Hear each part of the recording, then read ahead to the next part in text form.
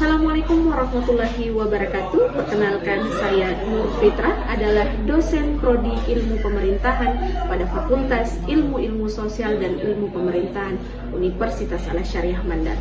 Pada kesempatan ini saya akan menjelaskan salah satu mata kuliah yang saya ampu, yaitu mata kuliah Sistem Hukum Indonesia, di mana mata kuliah ini merupakan mata kuliah wajib yang didapatkan di semester genap dengan bobot SKS yaitu 3 SKS. Adapun capaian pembelajaran mata kuliah Sistem Hukum Indonesia adalah yang pertama, mahasiswa mampu menerapkan hukum dan disiplin dalam kehidupan bermasyarakat dan bernegara. Yang kedua, mahasiswa mampu mengemukakan secara baik sistem hukum Indonesia yang mencakup pemahaman dasar. Kemudian yang ketiga, mahasiswa mampu menggambarkan tentang sistem hukum Lawrence Friedman. Yang keempat, mahasiswa mampu mengklasifikasikan tentang sumber-sumber hukum di Indonesia. Dan yang kelima, mahasiswa mampu menentukan bahwa Indonesia adalah negara hukum. Berikut ini saya akan mendeskripsikan mata kuliah Sistem Hukum, yaitu membahas tentang sistem hukum Indonesia yang mencakup pemahaman dasar dalam hukum, penggolongan, mazhab dan penemuan hukum, sistem hukum menurut Lawrence Friedman, kemudian sumber-sumber hukum, serta membahas tentang Indonesia adalah negara hukum yang kaitannya saling berhubungan satu sama lain. Mata kuliah ini bermanfaat bagi mahasiswa dalam memahami sistem hukum dan hukum yang berlaku di Indonesia. Selanjutnya, berikut ini adalah materi pembelajaran yang saya berikan kepada mahasiswa. Yang pertama tentunya dimulai dengan pendahuluan, di mana di dalam pendahuluan ini terdapat kontrak kuliah dan pengantar terkait dengan mata kuliah Sistem Hukum Indonesia. Kemudian yang kedua adalah sistem ruang lingkup sistem hukum, penggolongan mazhab dan penemuan hukum. Yang ketiga, sistem hukum Indonesia. Kemudian yang keempat, sistem hukum menurut teori Lawrence Friedman. Kemudian yang keempat, sumber-sumber hukum di Indonesia. Kemudian Indonesia sebagai negara hukum. Kemudian untuk sistem pembelajaran yang kita gunakan tatap muka, di mana kemudian untuk metode pembelajaran yang kita gunakan ada 3, yaitu ceramah, diskusi kelompok, dan kuis. Di mana ceramah di sini dimaksudkan agar mahasiswa dapat dengan mudah memahami materi pembelajaran dan diharapkan terjadi interaksi langsung antara dosen dan mahasiswa pada saat proses pemberian materi. Kemudian yang kedua, diskusi kelompok, yaitu diharapkan memberikan studi kasus atau suatu permasalahan yang berkaitan dengan materi mata kuliah dan sesuai dengan fenomena terkini untuk membahas bersama.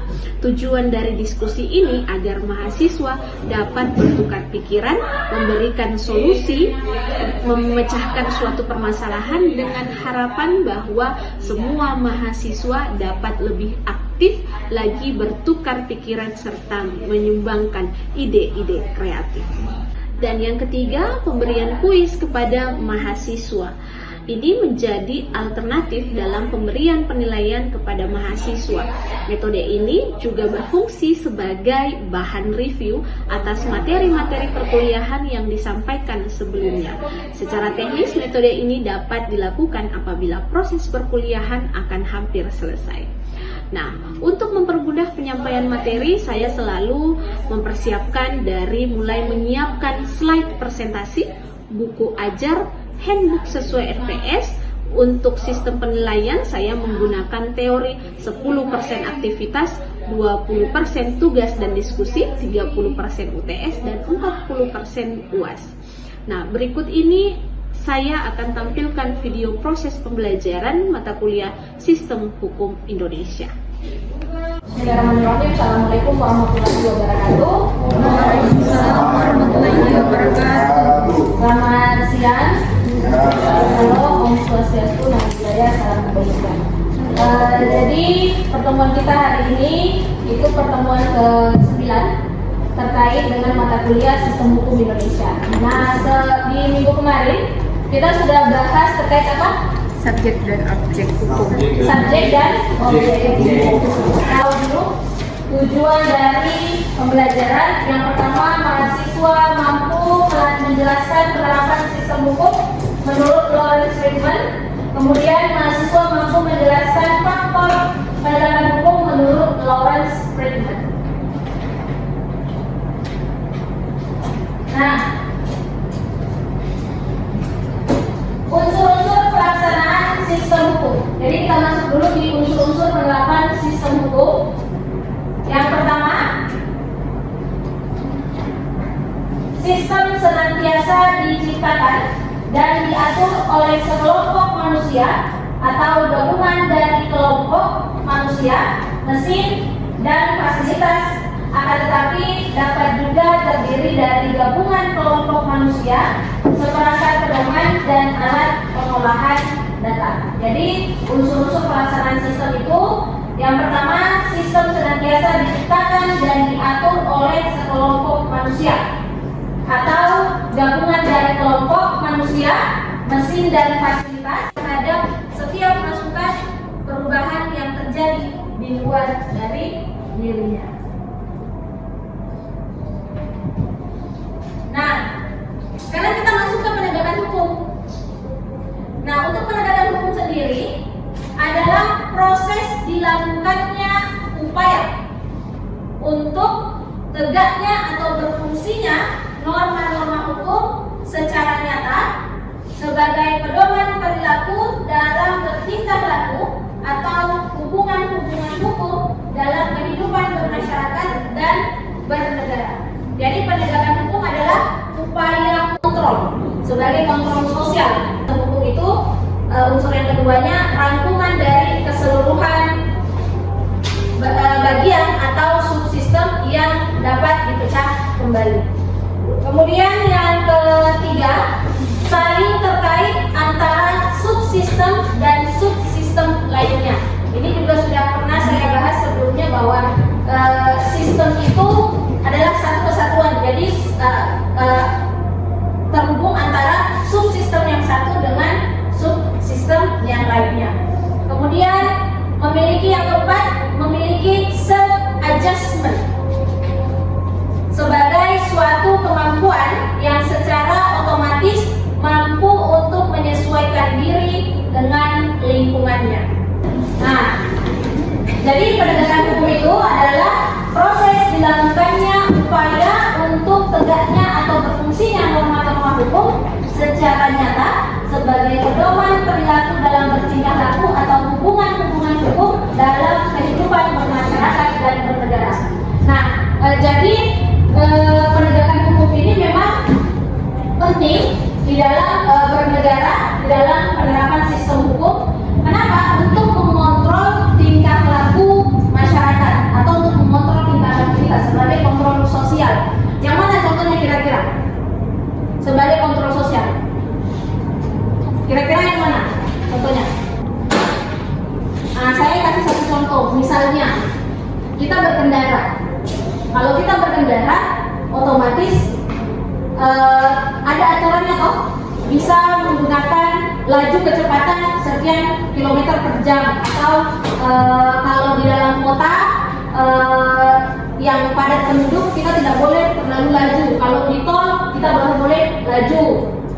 Itu kan sebagai kontrol, ada aturannya, diatur di dalam undang-undang lalu lintas. Kita ketika berkendara sepeda motor itu harus menggunakan helm.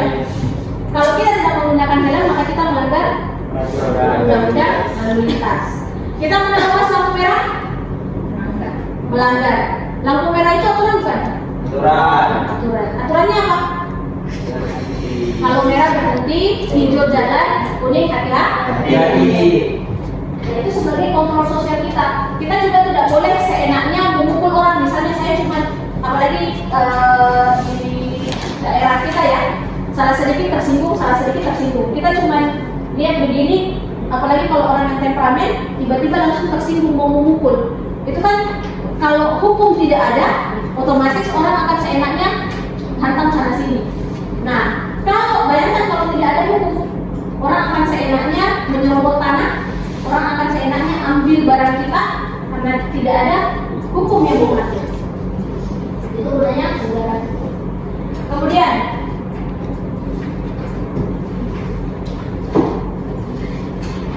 nah, kita masuk ke efektivitas. Efektivitas di sini memiliki arti berhasil atau tepat guna yang berasal dari kata efektif. Efektivitas menunjukkan keberhasilan dari segi tercapai tidaknya sasaran yang telah diciptakan.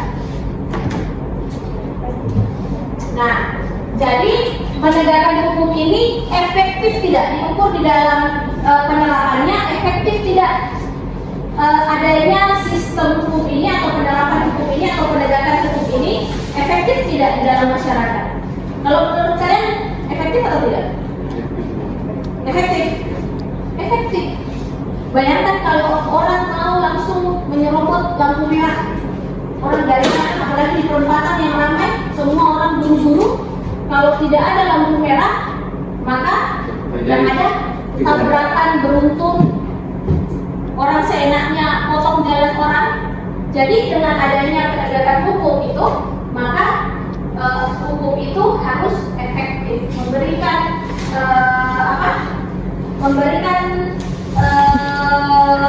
keberhasilan atau menunjukkan keberhasilan dari segi tercapai tidaknya sasaran yang telah diciptakan. Tercapainya di sini boleh diukur minimalisir atau angka kecelakaan yang ada di Kabupaten Polman. Dengan adanya lampu merah, mungkin angka kecelakaan itu menurun. Kalau bayangkan kalau tidak ada lampu merah atau orang ugal-ugalan, tidak ada polisi yang berjaga, itu angka kecelakaan masih meningkat. Karena orang tidak berpikir lagi, tidak takut lagi, karena tidak ada penegakan hukum. Tapi kalau ada penegakan hukum, maka bisa dipastikan bahwa setidaknya bukan tidak ada kecelakaan, tapi setidaknya menurun. Nah, sekarang kita masuk ke teori Lawrence-Friedman. Dalam penegakan hukum ada teori Lawrence-Friedman. Ini juga sudah saya jelaskan di beberapa kali pertemuan. Di semester 1 sudah saya sempat singgung terkait ini, yaitu mengatakan bahwa efektif atau tidaknya sistem hukum itu atau penegakan hukum itu tergantung pada sistem hukum yang mencakup 3 komponen atau subsistem. Yang pertama struktur hukum atau structure of law. Yang kedua substansi hukum atau substance of law. Yang ketiga budaya hukum atau legal culture. Bukan kultur ya, culture. Yang pertama kita ke struktur hukum dulu atau struktur of law. Struktur hukum di sini yaitu kerangka bentuk yang permanen dari sistem hukum yang menjaga proses tetap berada di dalam batas-batasnya. Struktur hukum berdasarkan Undang-Undang Nomor 8 Tahun 1981 meliputi mulai dari kepolisian, kejaksaan, pengadilan, badan pelaksana pidana. Untuk struktur hukum sendiri, karena di sini dimaksudkan dalam Undang-Undang Nomor 8 Tahun 1981 meliputi aparat penegak hukum, maka yang menjadi tolak ukur efektif tidaknya penegakan hukum itu yang pertama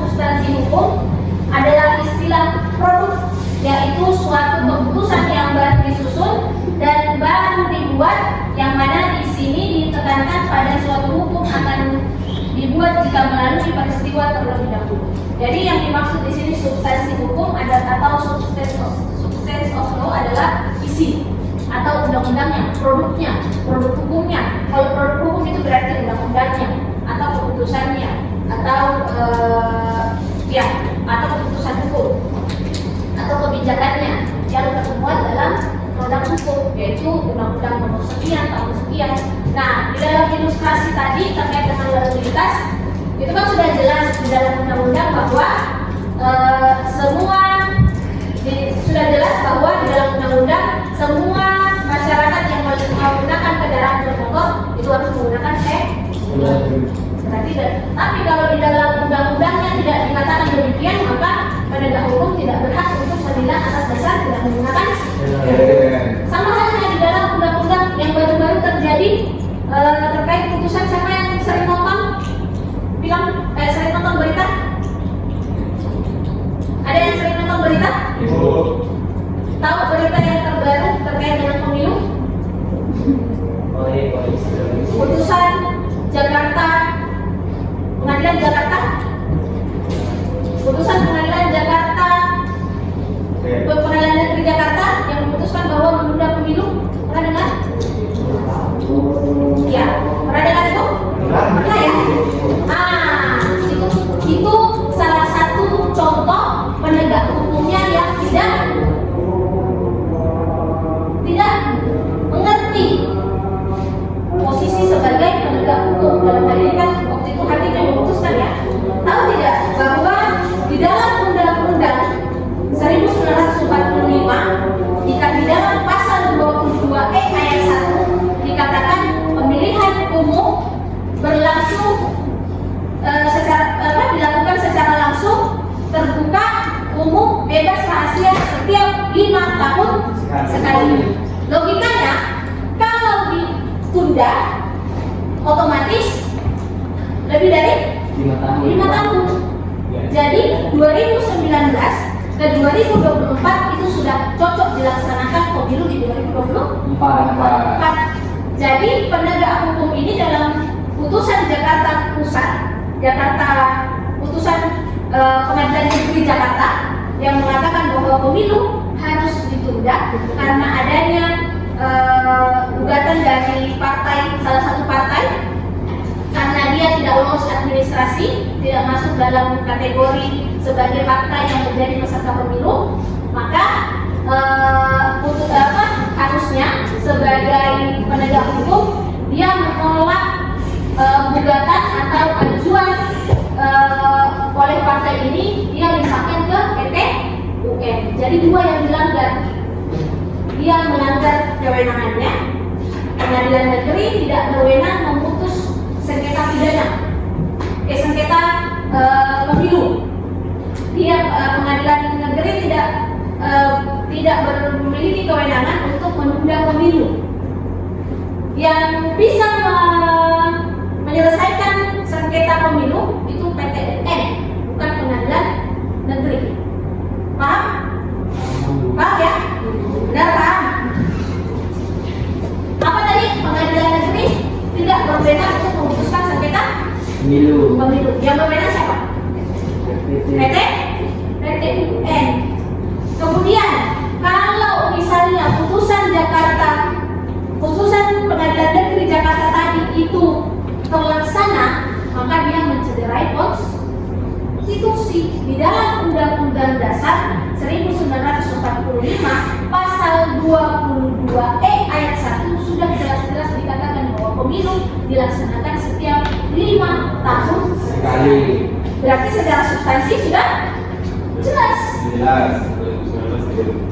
Ya, substansi itu yang dimaksud dengan substansi. Di dalam undang-undang itu sudah jelas. Yang bisa juga itu kalau misalnya ada. Iya.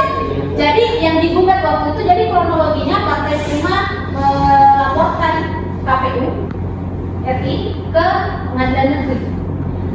Harusnya Pengadilan Negeri tadi ini tidak menerima laporannya. Harusnya dia melimpahkan ke PT UN.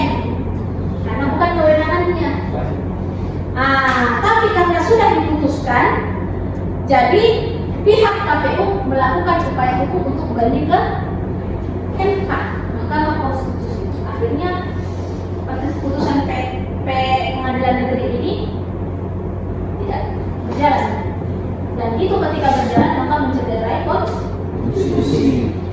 Jadi secara sistem substansi hukum itu sudah termuat, aturan itu sudah jelas di dalam undang-undang.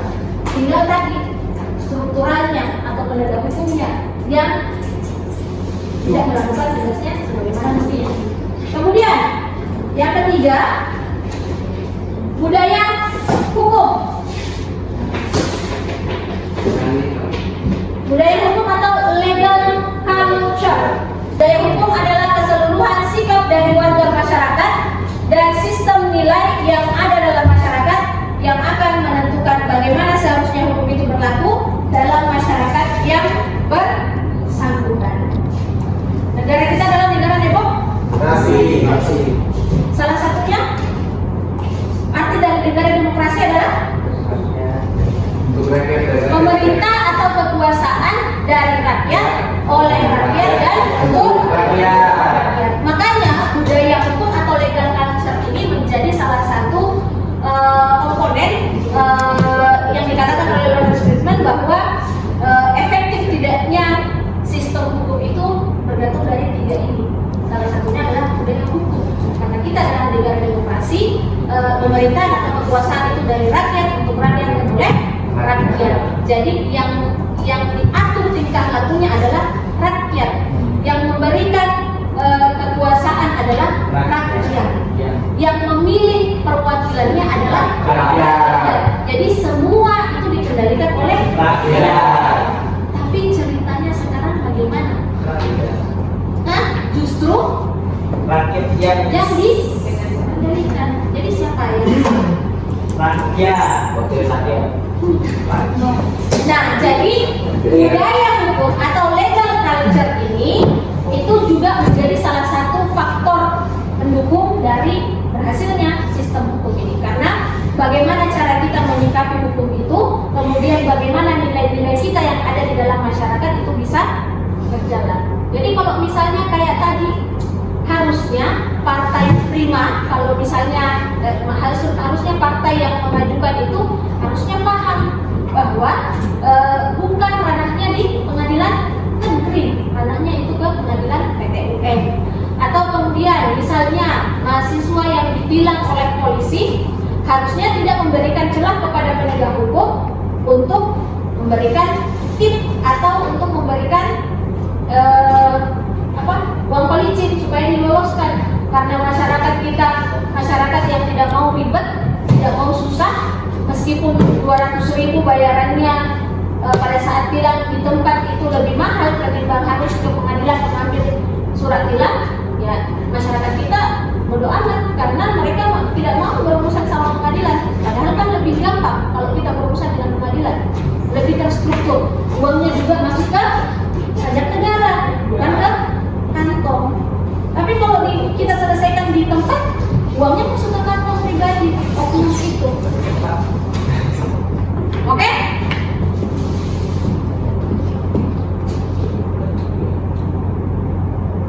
Nah, kuisnya atau ada pertanyaan dulu?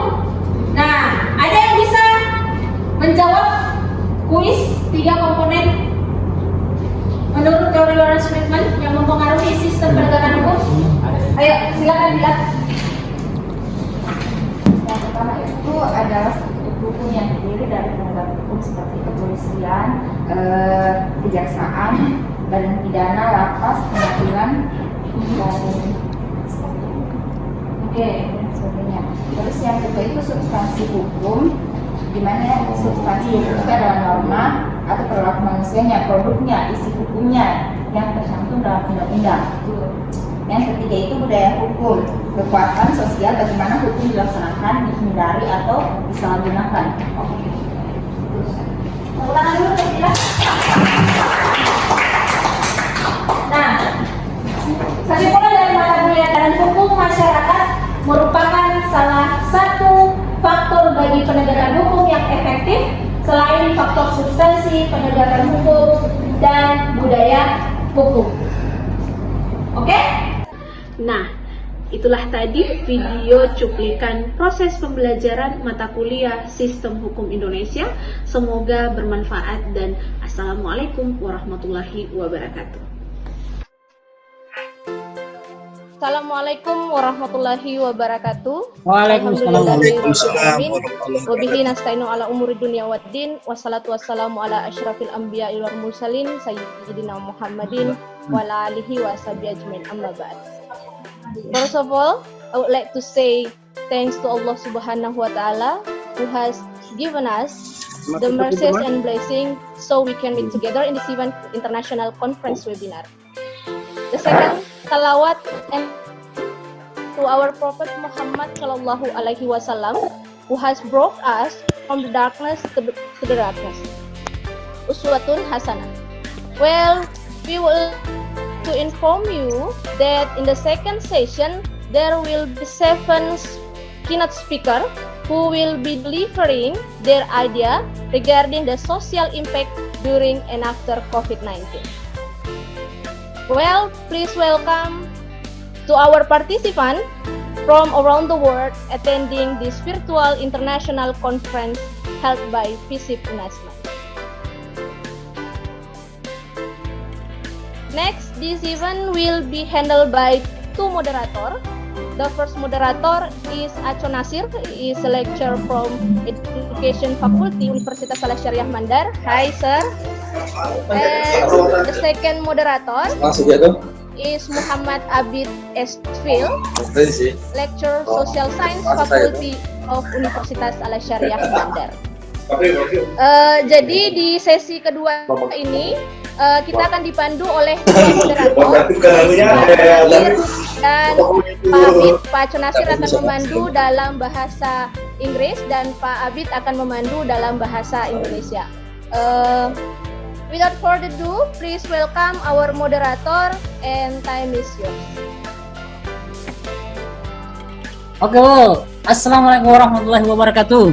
Waalaikumsalam warahmatullahi wabarakatuh. Okay, thank you very much for the great opportunity who has given to me by the host. Thank you very much for this great opportunity. And finally, we are in the second session in our great agenda, the webinar international seminar international or international channel. Welcome to this our great event.